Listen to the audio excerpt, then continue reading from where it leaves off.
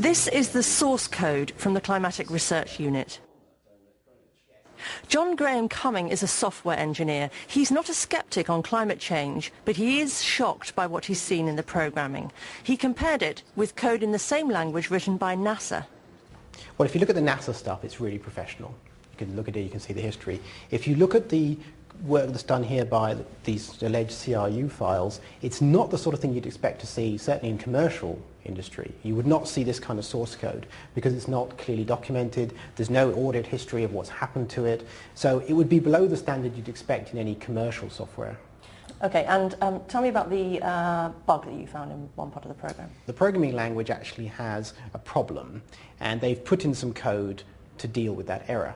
Unfortunately, in doing so, they've introduced another error, and the upshot of this is that if the error occurs, the underlying error occurs, they will skip over data that they're trying to plot without any warning to the end user. So in some senses, data in here is being lost.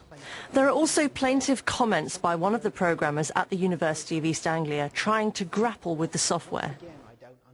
And so in here he says some things like, something's very wrong, it's my programming ability, isn't it? And once again, it's further confirmation that my abilities are below what is required here. In fact, the programmer is disarmingly frank. He goes on, yep, my awful programming strikes again. So if you were betting billions or trillions of dollars on the basis of this code, is that something you'd be comfortable with? I don't think I would be comfortable with that because it's not obvious what it's doing and why it's doing it, and that needs to be made clear.